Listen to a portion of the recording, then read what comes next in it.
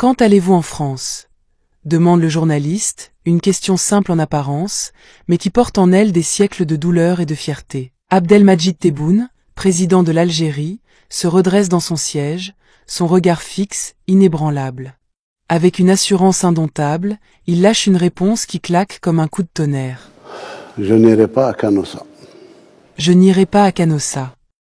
Un silence pesant s'abat sur la salle. Ces quelques mots, mystérieux pour certains, résonnent comme un écho du passé pour d'autres. C'est une déclaration chargée d'histoire, de défis, de fierté. Mais que cache cette référence énigmatique ?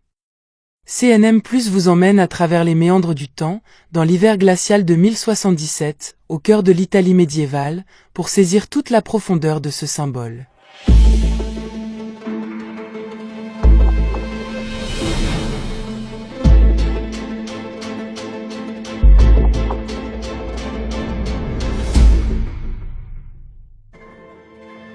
Nous voilà plongés dans un décor où la neige enveloppe de son linceul les montagnes italiennes.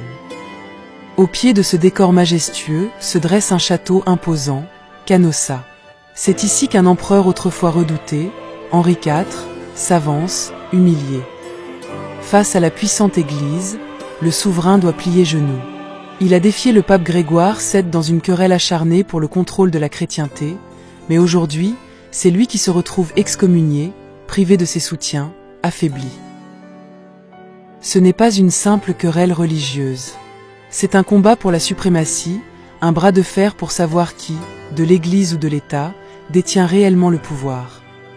Et dans cette lutte, Henri IV, autrefois tout-puissant, se voit forcé de traverser les Alpes en plein hiver, pieds nus, vêtu d'une simple tunique de pénitent, pour supplier le pardon du pape. 3 jours durant, l'empereur attend, en plein froid, humilié, désarmé. Un acte de soumission que l'histoire n'oubliera jamais. Canossa devient alors un synonyme d'abdication, de capitulation. Un puissant empereur agenouillé dans la neige, brisé, implorant pour sa survie politique. Mais cette scène historique n'est pas sans rappeler la situation actuelle de nombreux dirigeants africains. Comme Henri IV, il se retrouve à genoux devant l'ancien colonisateur, notamment la France, non plus par conviction mais par calcul. Ils quémandent un soutien qui, en réalité, les enchaîne.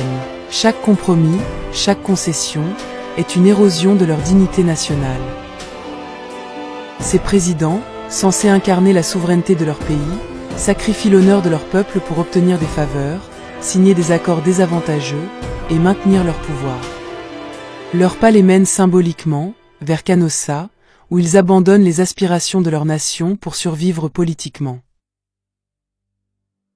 Mais alors que tant d'autres dirigeants africains choisissent de capituler, l'Algérie, elle, choisit de résister. Le président Tebboune, en refusant d'aller à Canossa, incarne cette résistance farouche. « Je n'irai pas à Canossa » signifie bien plus qu'un refus de visiter un pays. C'est un rejet catégorique de toute forme de soumission, un cri de défi lancé à ceux qui pensent encore pouvoir imposer leur volonté à l'Algérie. L'histoire tumultueuse entre l'Algérie et la France ne peut être effacée. Pendant près de 130 ans, la France a dominé l'Algérie, opprimant des millions d'hommes et de femmes. Mais malgré cette domination brutale, l'Algérie n'a jamais cessé de se battre. De la lutte héroïque des Moudjahidines en 1954 jusqu'à l'indépendance glorieuse de 1962, chaque Algérien porte en lui l'esprit de résistance, de dignité. Quand Tebboune affirme qu'il n'ira pas à Canossa, c'est bien plus qu'une posture politique. C'est un acte de mémoire, un hommage à ceux qui ont donné leur vie pour la liberté de l'Algérie. C'est une proclamation retentissante. L'Algérie n'est plus à vendre, son honneur n'est pas négociable.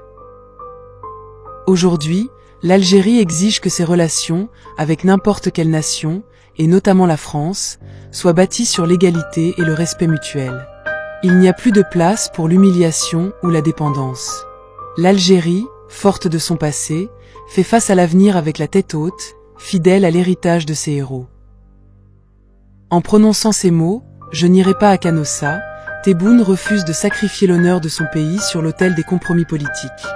Il incarne un nouvel espoir pour une Afrique qui se tient debout, libre et digne. C'est un rappel pour tous les dirigeants du continent. Il est possible de refuser la soumission, de dire non, de rester maître de son destin. L'esprit de Canossa, autrefois synonyme d'humiliation, est aujourd'hui renversé. Il devient, pour l'Algérie, un symbole de refus, de force, de résilience. Comme un écho vibrant à travers les siècles, ce refus nous rappelle que la dignité ne se négocie pas, que la liberté n'a pas de prix.